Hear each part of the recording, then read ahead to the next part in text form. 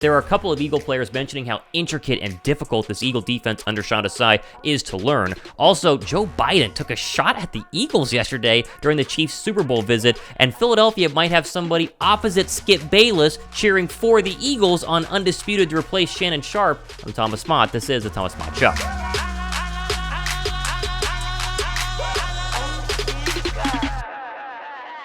What's up, guys? Thomas Mott here. Welcome to the Thomas Mott Show on a Tuesday. If you're new, cover Philadelphia and also the National Football League. Hit the subscribe button and give it a thumbs up. There's a ton of stuff happening today. We'll get to Joe Biden in a second. I'm not a political channel here, but you just can't ignore his shot at Philadelphia and really the Eagle coaching staff. But let's start first with the undisputed LeSean McCoy news. If you did not see this, Dov Kleiman has the update here. Quote, former Eagles Bears running back LeSean McCoy is emerging as a replacement to Shannon Sharpe on Undisputed with Skip Bayless. Nick Wright, Emmanuel Acho, and Joy Taylor are also candidates to succeed Sharpe per MMC Carthy Rev. McCoy is currently on First Things First to speak and is expected to have an audition with Bayless following Sharpe's departure from the network, end quote. This all stems from Shannon Sharpe essentially getting bought out of his contract to leave, and this all stems from other rumors saying that it's Skip Bayless's whole idea because he runs the show there at Undisputed and doesn't like Shannon Sharpe anymore, and it kind of makes you wonder why, right? You make it seem like I was a bum. I'm in the effing Hall of Fame. Okay, I got three Super Bowls. So what? So what? He's way better than you were. I'm better than you. Better. Anyway, this whole idea of putting Shady across from Skip Bayless, and I know most of us don't like Skip Bayless, is interesting, and also to me, maybe not the best move. First off, this would be their debate every single day. Well, Dak is ass, right? Can I say on TV? Because he is ass. It's my turn. Because Shady is clearly an Eagle fan because he loves Philadelphia, and obviously Skip Bayless is a Cowboy fan. And so while the dynamic for us would be very fun to go ahead and watch, especially after a big Eagle victory over the Dallas Cowboys, Dak Prescott throwing multiple interceptions, but wouldn't the network feel like this is just an Eagle versus Cowboy show the entire time? I know they talk about other stuff there on Undisputed. It would be very interesting. Give me your thoughts on Shady being against Skip Bayless on the same show. Would you watch Undisputed? I know most people actually don't, at least most people who subscribe to this show. I don't watch it that often. I did used to work at FS1. I worked as an intern on First Things First, Nick's Right show, and they would always talk about Skip Bayless being kind of in his own little world. I mean, I never interacted with Skip. I interacted with Chris Carter and Nick Wright, but it very, very interesting to see how deep the Skip Bayless, I guess, bones go into FS1. He does draw an audience. Not me. It's not you. But he still is looking for a new co-host. And honestly, out of the list they said between Wright, Acho, and Taylor, I think that Shady McCoy makes the most sense, unless they don't want the Eagle-Cowboy dynamic. But let me know what you guys think down below right now. Okay, I want to move over here quickly to this very interesting quote from Nicholas Morrow, who was asked about the Sean Desai defense, and he and a couple of other players are emphasizing how difficult it is to learn. It's not this vanilla Jonathan Gannon defense we're so accustomed to the past couple of years. Listen to this, quote, since I've been here for 6 weeks, this is the most that I've learned situationally, Morrow said at Eagles minicamp last week. We really emphasized situation awareness, and that's probably the most I've learned in my 7-year career.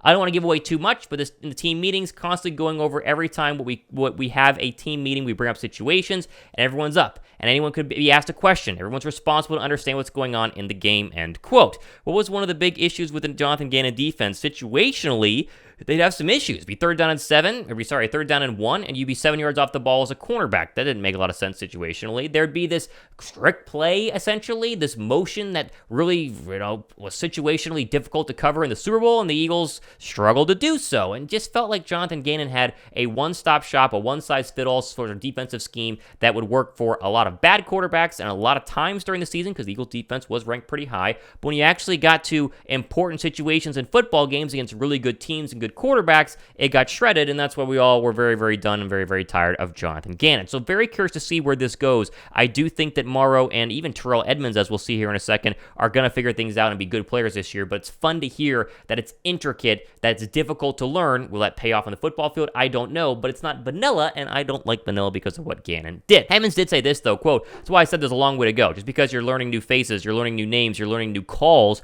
but I think everything is coming together well. So don't think that they're having too hard of a time learning it. It's just maybe more difficult than some other defenses that they've had in the past. All right, let's put our political cap on here. And again, it's not a politics show. I'm not trying to take shots either way. But Joe Biden, who, isn't always there all the time because he's 1,000 years old, was at the White House yesterday, and the Chiefs came for their Super Bowl visit. And, he kind of took a shot at the Eagles. Take a listen, if you can, to what Joe Biden said. And then there's Coach Andy Rei.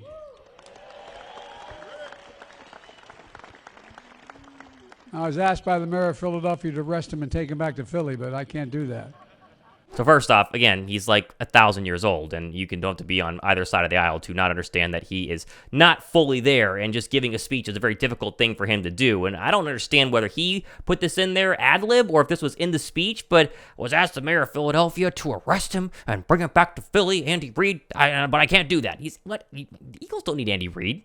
Was that a Eagles need Andy Reid sort of quote? Maybe you guys read it differently. To me, this basically said that in Joe's world, which is a very, very interesting world, that, Andy Reid obviously should have stayed in Philadelphia and the Eagles be better off with Andy Reid in Philadelphia. And that, didn't think about Nick Sirianni being fantastic, maybe even a little better than Andy Reid was, at least 2 seasons in. 2 seasons in, don't freak out. Either way, I'm curious your thoughts here on what Biden had to say about this. It's just funny to sit up here and go, I don't really want Andy Reid right now. I'm very happy with Nick Sirianni. Nothing against Andy Reid. He's probably the best coach in football right now, but I think Sirianni's ceiling is extremely high, and what he's built, what he has, the leadership, the players buying in, the Jalen Hurts progression has all been just steadily growing here. And to be honest, post Andy Reid, Philadelphia's been pretty good. I mean, like, you look at the overall numbers here, Chip Kelly was pretty good his first 2 seasons. They were 10-6. Then you had the Kelly debacle at 7-9. Then you bring in Doug Peterson, who was an Andy Reid disciple, and he went 7-9. But then they won a Super Bowl, which Andy Reid never did.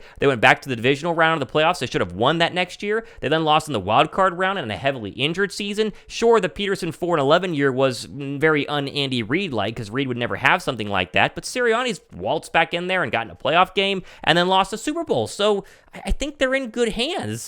Take the shots that you want. And again, it's a joke. And, this happened at the White House Super Bowl meetings. Everyone makes jokes and they have some fun. But to me, an inaccurate joke, which is kind of par for the course with him, and not that funny, and kind of missed the mark altogether.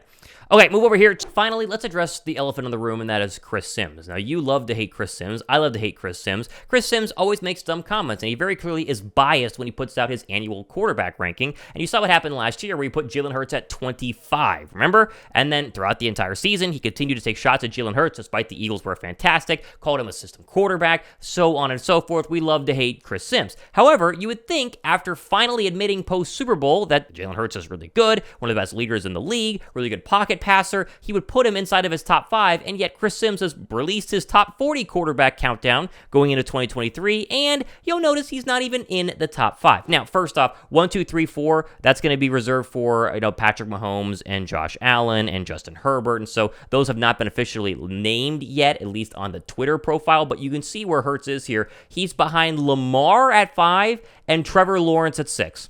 Lamar at 5 and Trevor Lawrence at 6. So Lamar Jackson, who's never made it out of the second round of the playoffs, who's really shrunk in the postseason, who's been injured throughout his entire career, is a mega diva and completely different from the leadership of Jalen Hurts. He's still better than Jalen Hurts. How do you watch last year and say he's still better than Jalen? How? Trevor Lawrence, maybe eventually, could be at the Patrick Mahomes level, but how do you watch one season of Trevor Lawrence and go, oh, yeah, he's better than Jalen Hurts, after Jalen Hurts had a way better season, a way better year? I mean, it's just absolutely ridiculous. Rodgers 8, Deshaun Watson is at 9. What has Deshaun Watson done in 3.5 years besides go get one too many massages? It makes Matthew Stafford's at 10. Daniel Jones is at 11? He loves Daniel Jones. He's a giant homer, but he loves Daniel Jones. This list is very, very, very funny. Prescott 13, Wilson 14, Geno Smith is 15, ahead of Jared Goff and Derek Carr. And, oh my god, Tua is 21 on this list, by the way, which is very funny. He does get the 49er quarterbacks correct, because 26 and 27 is about right. Everyone freaks out about Brock Purdy's 6-7 games last year, but still fascinating to see where this all goes. Ritter at 40 is very bizarre, and then putting Anthony Richardson ahead of CJ Stroud and Bryce Young is just funny, because that's what he does. But overall, the fact that he refuses to put Jalen Hurts inside his top 5 and puts him behind Lamar Jackson and Trevor Lawrence and Justin Herbert, who is a perennial underachiever as soon as he gets into big games throughout his entire career with the Chargers, it's laughable. I mean, genuinely, it's laughable, and it's so funny to go ahead and watch. Now, he did say this, quote, "Listen, I'm not a jerk. I know I've said things and I've questioned him. I root for him. I hope he yells at me right there. I hope he goes, yeah, eat my blank, Sims. I'm number 7 now. I proved you wrong. I'm all for that. I hope everybody knows that." So he thinks that 7 for Hurts is like a gift. It's like, Jalen, I put you at 7. Shouldn't you be happy with 7? Despite the fact Jalen Hurts was arguably the best quarterback in the league last year, and if you don't want to admit that, you can say he was 1B. He was truly 1B. The best pocket passer in the league last year was Jalen Hurts. Say that again. Look in a mirror, look at yourself in the eyes and say it with me. The best pocket passer in the league last year was Jalen Hurts, but he's the 7th best quarterback according to Chris Sims. Oh my goodness. A lot of little shots today. A lot of little shots. People like take shots at the Eagles. It's fine. We are the best team in the NFC, and yet team people don't want to admit that. Are the best quarterback. Have one of the best young coaches in the league. Don't want to admit it. I will do it. You will do it too. Thumbs up for that. Okay, plenty more stuff happening the next couple of days and weeks here on the show. Be sure to subscribe and hit the notification bell. That way you're notified when we drop the latest stuff. I'm Thomas Mott. This has been The Thomas Mott Show.